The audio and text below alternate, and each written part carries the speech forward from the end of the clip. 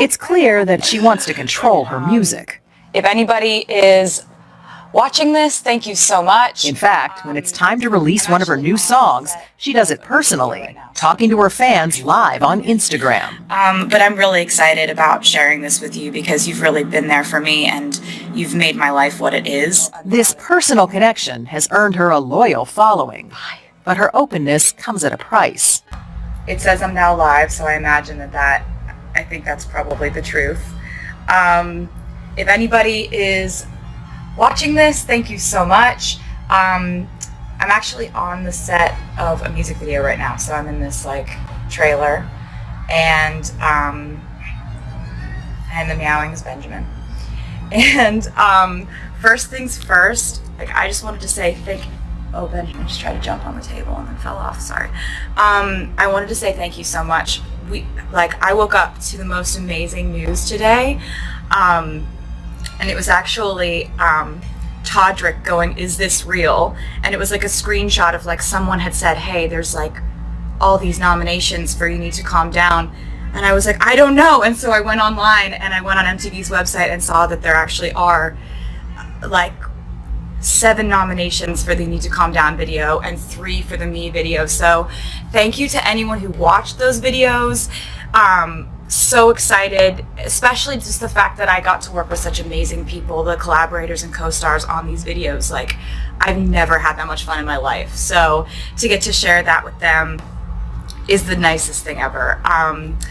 And so it's a fan voted thing. So if you wanted to vote for it, I wouldn't object to it. I wouldn't be like, oh, don't vote for us. In other news that's really exciting in reference and kind of in relation to You Need to Calm Down, the Equality Act petition is almost at 500,000 signatures, which is amazing, and I appreciate it so much. Anyone who signed, keep telling your friends about it, keep writing your senators, and hopefully soon we could be at 500,000 signatures. Yes. So I wanted to talk to you today about a few things, actually. As you may or may not know, I have an album called Lover that comes out in a month. So that's crazy. And so it's a month away, and I really wanted to kind of pick up where I left off when I was talking to you on a live stream that I did a little while ago. And I was telling you on that live stream that there are 4 deluxe editions of this album that are each filled with completely unique content. And I didn't really elaborate on what that was. I didn't really tell you what that was. And now I want to show you what that is because I'm so excited about it. It has to do with, I really started brainstorming about something really special to do when you guys pointed out to me that this is the 13th year of me putting out albums, which is my lucky number, and so I figured we've got to do something. And I was thinking about the concept of it having been 13 years since my first album came out, and so I thought maybe it would be cool to do something sort of retrospective, sort of looking back at the times that we've had together. And I do a lot of thinking about time, the passage of time, lessons learned, memories. And I think that, oftentimes when you live your life and you go through ups and downs and you learn things, when you look back at your past experiences, you look back at them with that insight of oh, this happened and I learned this because of it. And we sort of add value or kind of sort of insight to our memories. So when we look back on our memories, it's not the same as when we actually were going through them. The only way you can actually have an accurate representation of what it was like when you were going through something is if you were to have written about it at the exact time you were going through it. And I don't know if I've really talked to you guys about this or anything, but I've been writing in diaries since I was 13 years old. And I've written about pretty much everything that's happened to me. And, I've written my original lyrics in those diaries, just feelings, lessons, things you go through. And that's been one of my ways of coping with things. I need to either write songs or write something in order to like process life, good times and bad. And so I want to show you something real quick. Okay, so I'm just going to be really honest with you. I've never done the thing where you turn around the thing. So it's the first time I'm going to do it. It's a big moment. So these are my diaries, and I got them out of the very secret place where I keep them all, and I went through them all and read them, and you'll see they have these little like post-it notes everywhere. That's because when I went through them, I marked pages that I thought that you may be interested in seeing. And so these are the deluxe editions of the album, and there are 4 of them, and in them are 120 pages of my diaries. And to give you an example of that, like, here's my actual diary, here's what's in the deluxe edition. So they're just scanned, and so it's everything from one second, just gonna turn this around again. It's everything from pictures drawn, photos of that time in my life. I used to like tape stuff in my diaries. That stuff's all in there. And so I'm just going to show you a bit. So basically there's like, it starts like this. There's a foreword that I've written. It starts with "This journal belongs to," and that's from one of my journals. And it kind of goes through these like, each one of these has 40, or each one of these has 30 pages because there's 4. So there's 30 pages of journals, entries from me in each one of these, and then it goes to, there's lots of pictures and stuff, and then it goes to your opportunity to turn this into your journal and like process things in your life by writing about them. And then at the back of it is the CD and the art and the booklet, and so that is what I kind of had to like show it to you in order to, it would be harder to explain it without being able to show it to you, but now it's done, and you can go on Target's website and you can pre-order them now. If you're in the US, if you're outside of the US, you can go on my website and you can figure out how to get them. I found some crazy stuff in there. I found like the original lyrics of "All Too Well," which I didn't even know that I had in my diaries. So I was like, it's everything from being 13 and coming home from a bad day at school to, Grammy night to, processing my life changing as a teenager. All that good stuff. And I felt like I've really been sharing my life with you I've always used kind of the metaphor of like, I open up my diary and share it with them, and the fact that they accept me for that is why we have such a strong bond. But this is taking it a step further. This is like actually doing it. But I'm really excited about sharing this with you because you've really been there for me and you've made my life what it is. And so I just wanted to take this opportunity to like kind of celebrate the 13th year of this thing we've got going on.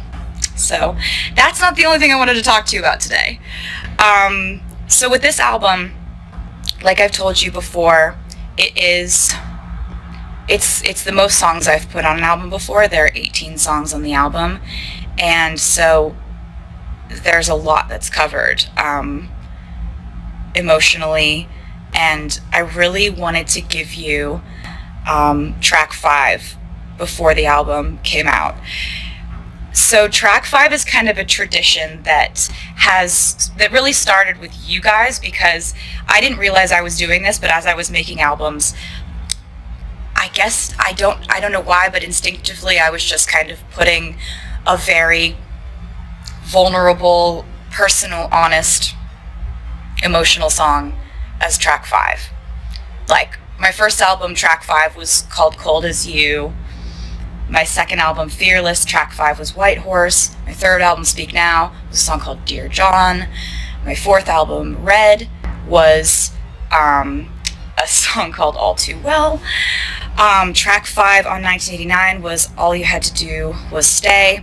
And Reputation's track 5 was Delicate. So because you noticed this, I kind of started to like put the songs that were really honest, emotional, and vulnerable and personal as track 5. So that has definitely happened in the case of track 5 on this album, Lover. So I wanted to tell you a little bit about it.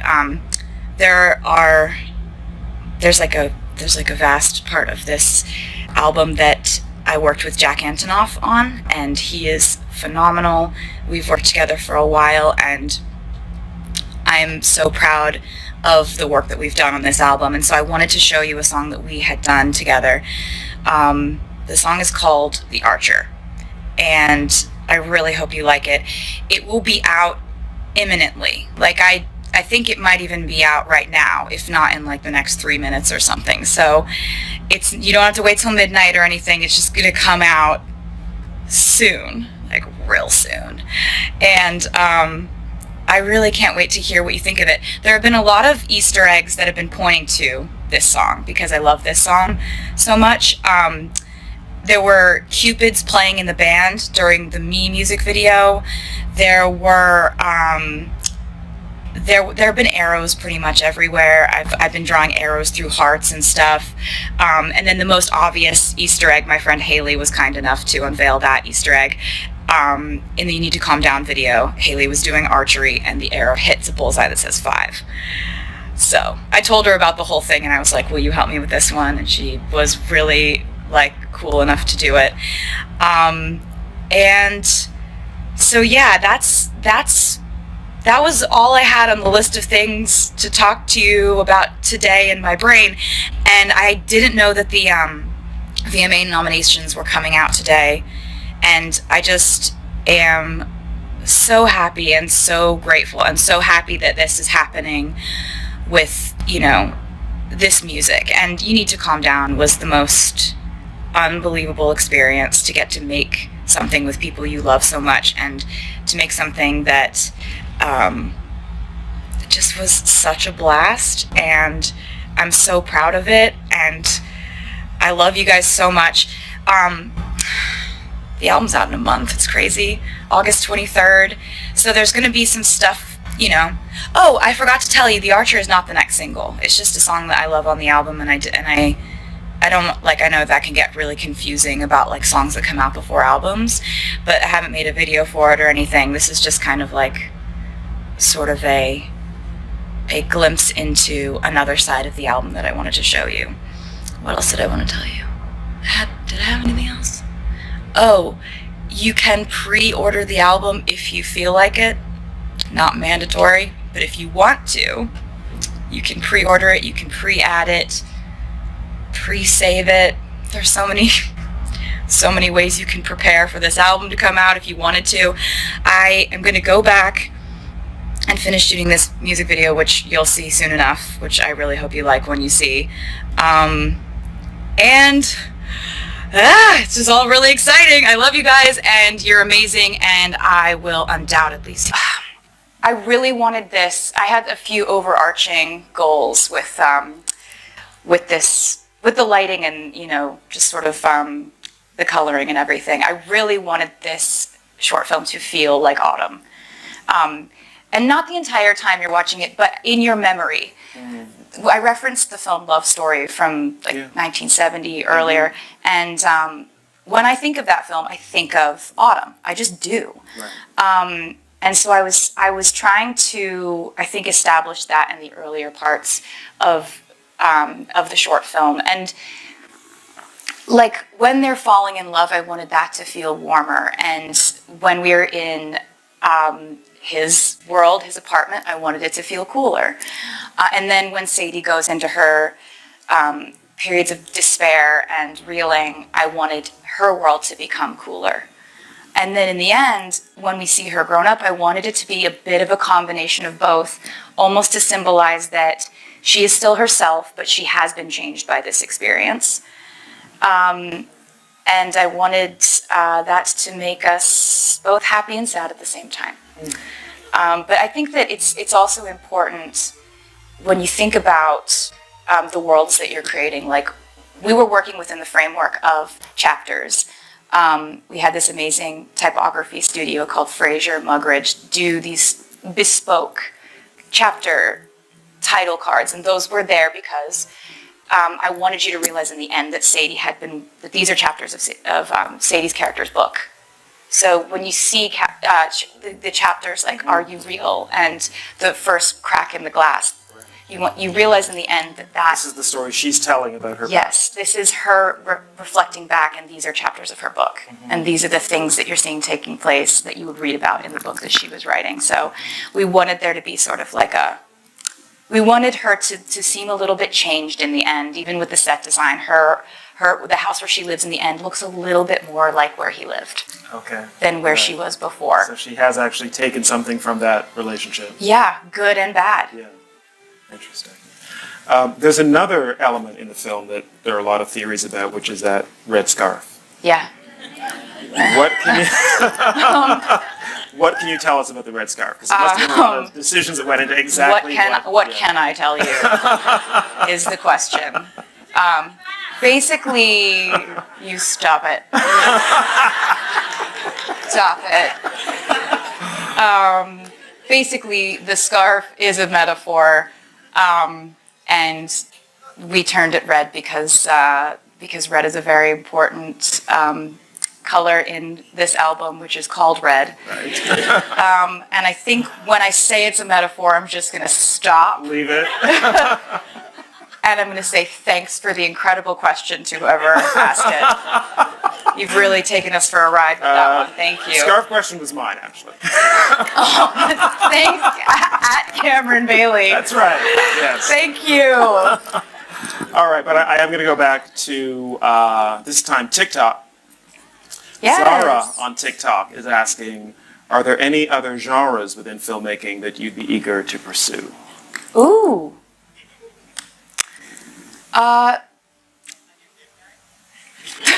It's a good suggestion. I think I will always want to tell human stories about human emotion.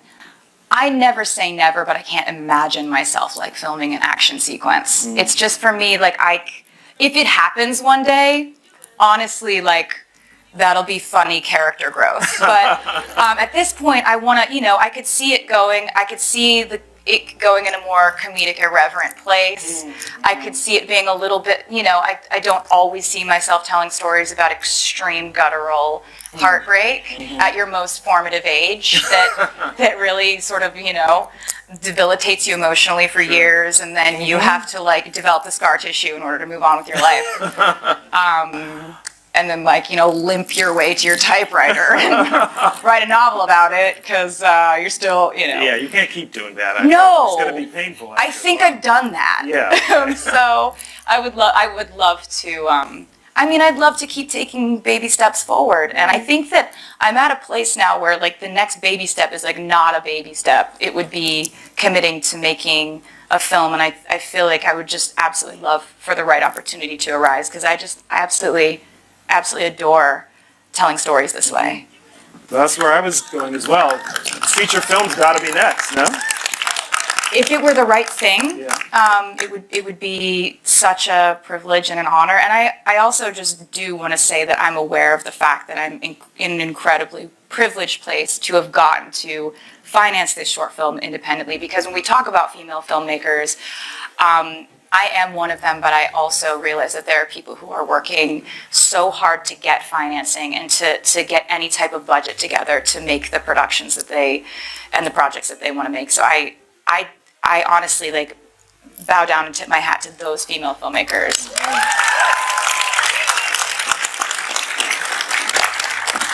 We have an initiative here at TIFF called Share Her Journey, which is all about supporting female filmmakers. We've been doing it for 5 years now, and it's just, there are doors that need to be opened or kicked down in order for women to have more opportunities that they usually don't.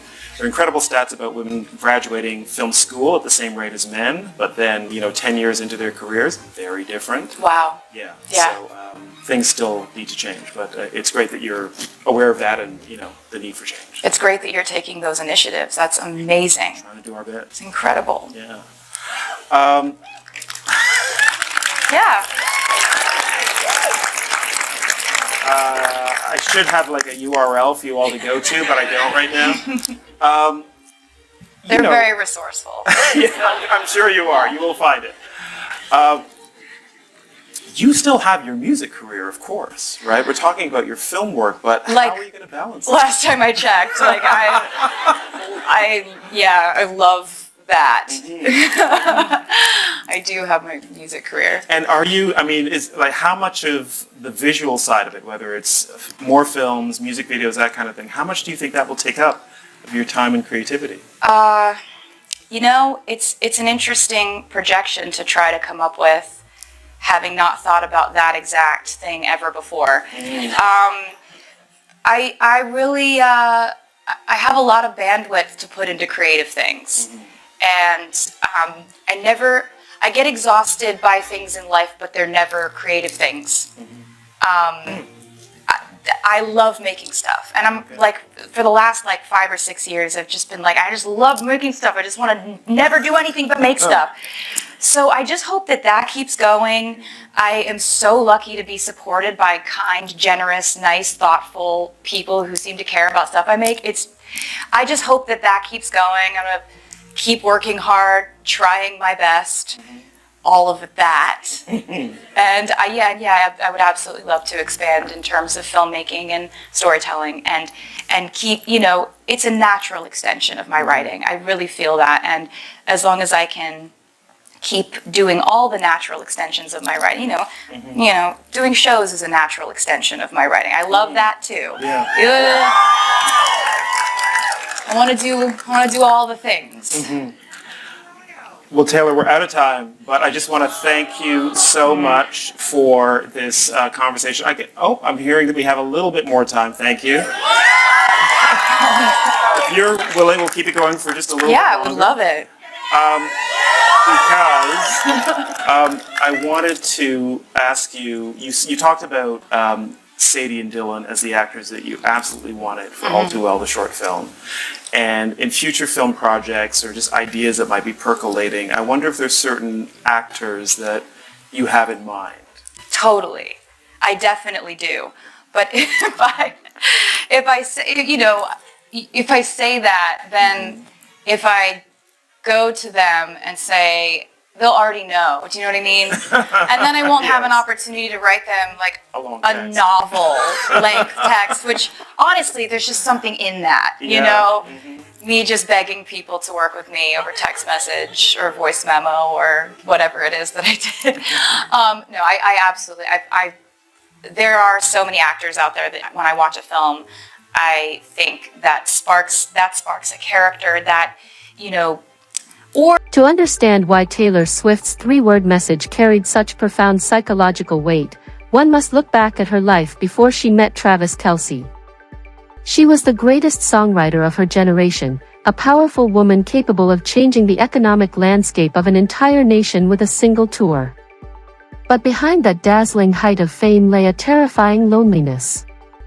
I'd become accustomed to people approaching me with ulterior motives, Taylor shared, her voice trembling slightly with each breath. Either they wanted my fame, or they feared my power, or they were out there judging, scrutinizing, and waiting for me to stumble.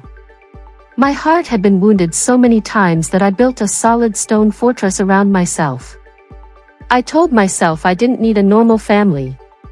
I just needed music and the stage. When Taylor started dating Travis, she faced a completely new challenge: how to enter an American professional sports family. The Kelce family was unlike any environment Taylor had ever lived in before. They were true Cleveland, Ohio natives, straightforward, outspoken, uninterested in Hollywood glamour, and valuing sincerity and authenticity above all else. I was incredibly nervous, Taylor admitted, chuckling softly and wiping away a tear from her cheek. I wondered, will Donna like me? Will Jason and Kylie think I'm some arrogant brat from the red carpets? Can I sit and eat grilled chicken wings, drink beer, and cheer at football games with them? Naturally, I was afraid my fame would disrupt their peace. But the Kelce family welcomed Taylor not with the strict standards expected of a global superstar, but with unconditional love and the warm embrace of family. Donna sat beside her in the stands, sharing homemade cookies. Jason pulled her into a warm hug and welcomed her into the family.